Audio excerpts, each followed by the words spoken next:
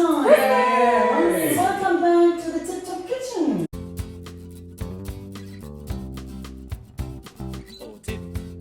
Top's got the tips. Today we're going to be making Christmas pudding. Beatrice, people in Germany, what do they think of if we say pudding? Right, they think of a totally different thing. You have unskimmed milk and kind of chocolate corn powder which you put together.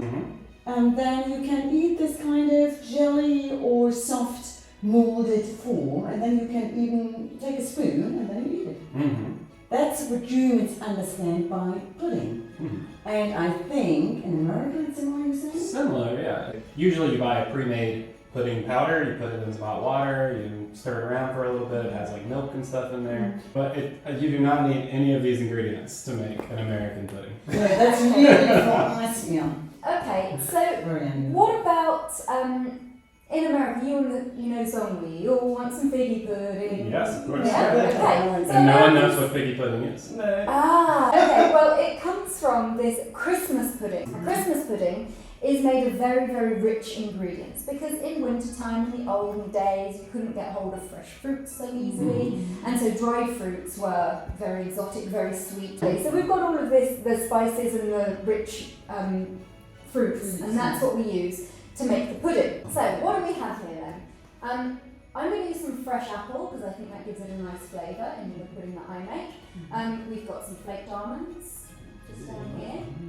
We've got some nuts over there, which we're going to get Alex to start chopping for us. Oh, you mean these nuts? Then we have some spices. You can choose any spices you want, generally things like cinnamon, nutmeg, ginger, star anise, cloves, anything you like. You can make your own spice blend. We're going to use some lemon zest and some lemon juice. We've got some flour because I didn't have any bread to make breadcrumbs, I'm sorry. And yeah, just lots of dried fruits. Now in here, Which you also chop, right? yes, we're going to chop those up, and those actually need to soak overnight in your liquid mix. Traditionally, people use orange juice and brandy.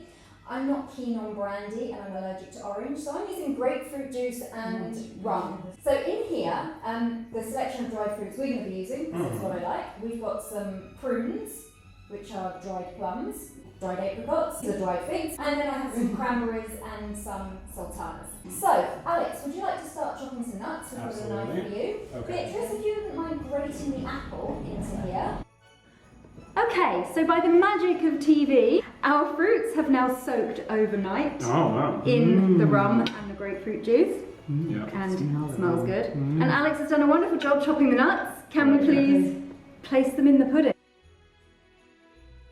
Now, here's an interesting thing. When you're making Christmas pudding, traditionally, everybody in the family has to take a turn at stirring the mixture. Oh, cool. So we can do this? And, yeah, they make a wish, and they actually put a coin inside the pudding, and it's steamed in it, and then whoever gets it gets a year's worth of good luck on Christmas Day. Okay, and Beatrice has done a wonderful job grating the apples, if you'd like to put those into the mix as well.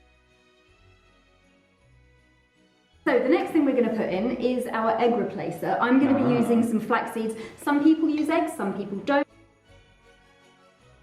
Okay, so starting to look good, but there's no spices in yet, guys. We need some spices.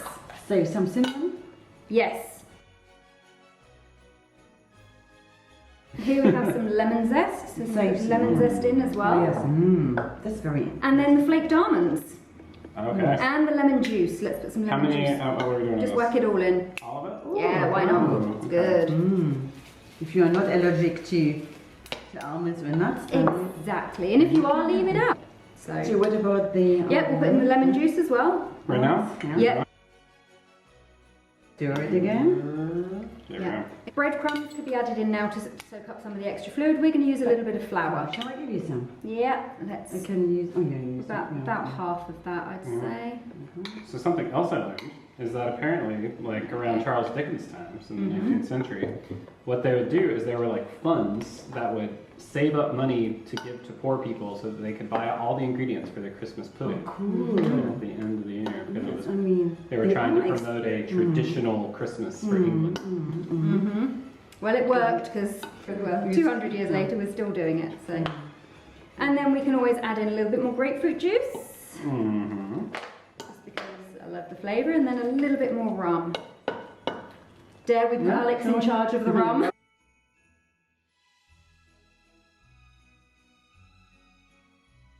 And once we put it into the bowl, we're going to have to do the lid, the top for the bowl, which I'll show you how to do. And after that, we tie the string and we put it onto steam. Now the first steam is, any ideas how long we steam it for? Maybe what? You know, with baking a pudding? Okay. A pudding, 2 hours. 2 hours? No. Alex, any ideas? Maybe I'm going to say 45 minutes. Okay, so the first steaming of your pudding is around 4 to 5 hours. Oh, so I was And closer. then, usually you would start your pudding in like September. Start And steaming it in September? When do you take it off the steamer? You mix it and you start steaming it and you do your first steam in September. Okay. And then every week you just feed it a little bit of alcohol to keep it nice and moist and keep it preserved. And then on Christmas Day, you get your Christmas dinner ready, and then while people are sitting down and eating Christmas dinner, you have the pudding on for the second steam. The second steam is 1 to 2 hours. I think we've probably got enough to do at least 2 puddings. Shall we Now, start is with this the served to British children as well? Yes. Yeah? Most of them don't like it, they prefer to have mince pies. Okay. But yes, it's served. I mean, Christmas pudding is a love-hate thing. Some people love it. You put it on the middle of the table, it's on fire. When the alcohol has burned off, then you slice the pudding and you serve people a slice. So either with some brandy butter or with some ice cream or custard or some double cream, whatever you like really. Again, it's a pretty flexible thing, but some people love it and some people hate it. It's very rich. Small portions are key. The interesting thing is when this actually cooks, it goes very, very dark brown. So that's how you can tell that it's done. No, I'm going to put a little bit more than that in. So you almost fill the entire bowl. Because it doesn't rise. Yes, okay. It just cooks as it Yeah, is. there's and no it baking becomes... powder. There's no baking. Yeah, No, there's no baking powder in it. Okay, so that's one.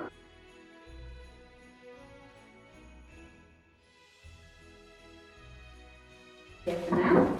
So now we are prepared with our foil and baking paper. Yeah, you take your paper so it's nice and flat. You're then going to need to make a fold in the middle. So what we're going to be doing is lifting it up in the middle and folding it across. So we have a double fold. So lifting it up in the Okay? I'm doing really So we have, Alex is really working hard. So we fold like this. So it folds over nice and flat. Yes. Centimeters?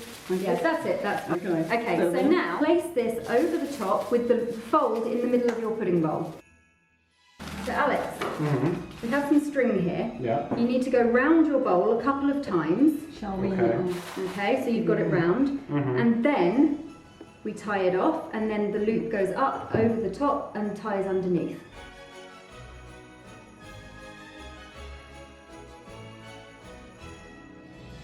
And then from here, Alex, you've got the scissors. You can just cut off, because this is nice right, about 1 or 2 centimetres around the bottom. So it's just how we do it.